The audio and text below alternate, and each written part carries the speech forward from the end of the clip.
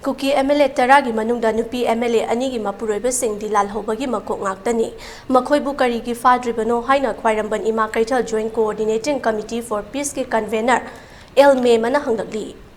Wafam asing Manipur Press Club ta pangthokiba paumi singa unaba amada phongdokibani mahakna makhatana hai Kuki gi MLA Tarana Kuki Lal Hoba singa samnaduna tonganba separate administration talibasi lona yabra haibasi achobo wahang ama oiragli Manipur asi thugaige haibasi wakhalon leiribra MLA Tara si karigidamak dandi pidriba karigino haina hangladuna makhoi tarabu leingakna National Security Act ki makhada faduna custody da thambiyo haiki Mahakna makhatana hai lalhobaga samnariba Kuki MLA Tara asi assembly member dagi dismiss tawre haina lauthokadabani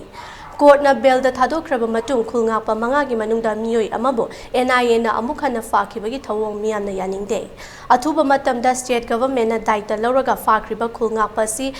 Mama Singh da sinagadabani Luinana Union Home Minister Amit Sahana Mairapaibi Ima Singh thokhalakanu numit tarani da irang asi loisinge haribasi akan mamong da condemn tawi haiki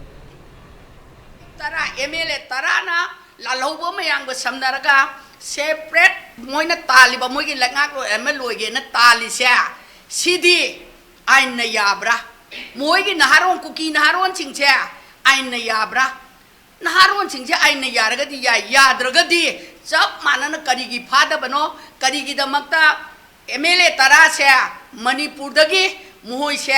akhoi tokserage lalhoba mayam singa samnaraga akhoi leibak anoba leibak ama khoi state ama tanjare na tangreba khwaide na sathiba khwaide na lalhoba kanba khwaide na asengba lalhoba ne ba karigi damakta moibu pharaga dandi pidribano karigi damakta MLA gi khudong chaba mayam state government amadi India government pibiri duno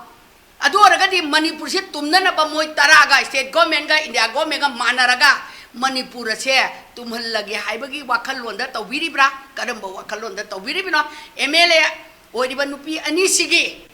nupa sigje lalhobani karigi damakta moidi phabi da bano Moina lalhobadi bera lekte maitai di yade haiba leibra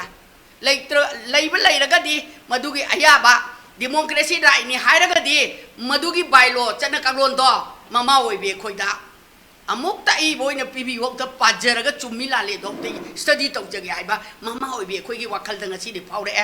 aduna lalhoba mayam moi lalhoba singa samnarga Tara ama chatkare MLA